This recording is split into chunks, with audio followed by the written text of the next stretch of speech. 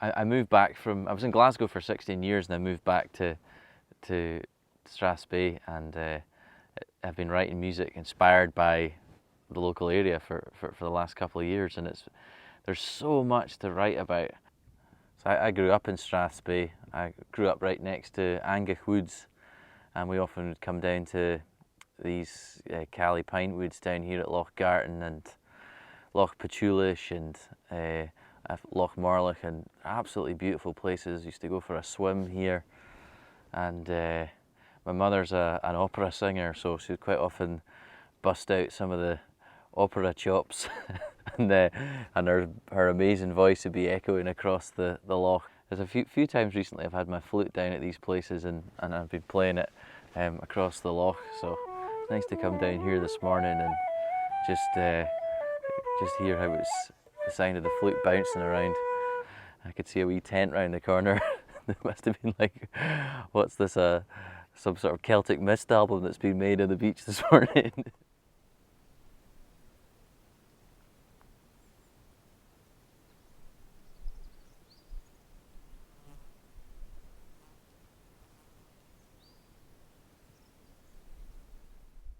I'm making an album just now called The Woods, and it's my third album, and it's going to follow the Gaelic alphabet. So the Gaelic alphabet is taught, it's only 18 letters, and it's taught through the old names for the trees.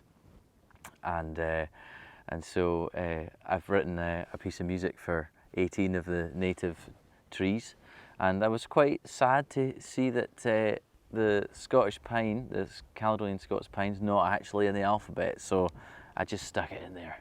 I put it in there instead of something else. So for me, the pine woods are just the most beautiful part of what we have here in Strathspey. You get right out into the sort of solitude and peace and quiet, and surrounded by bird song, and so no, it's a lovely thing to be able to write music about your area.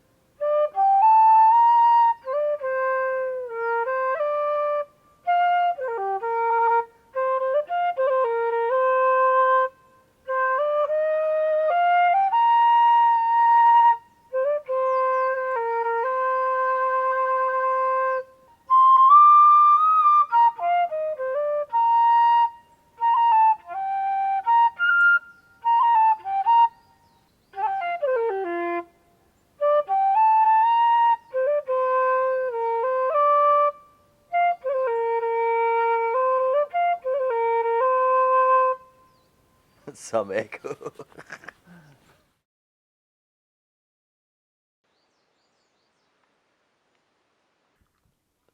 think one of the things that's really lovely about the creative process of making an album is the people that you meet.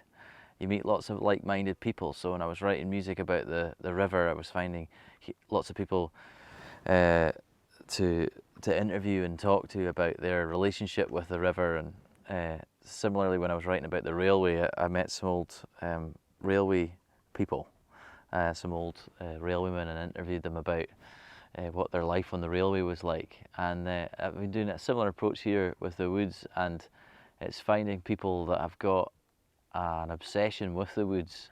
And having met David and chatting about, he's always going into Rothiemurchus and taking these shots, and it's like that's his inspiration.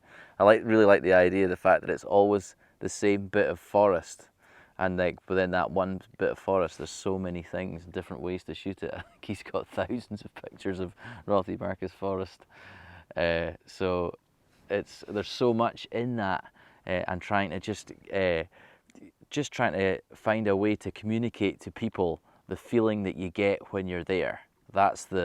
That's what, for me, that's what it's about. It's if you can, through photography or through poetry or through music, how you can actually convey to people the feeling that you get when you're in these beautiful wild places, and you can sort of capture that so that your music doesn't just sound like tourist music, or your photos don't just look like tourist photos.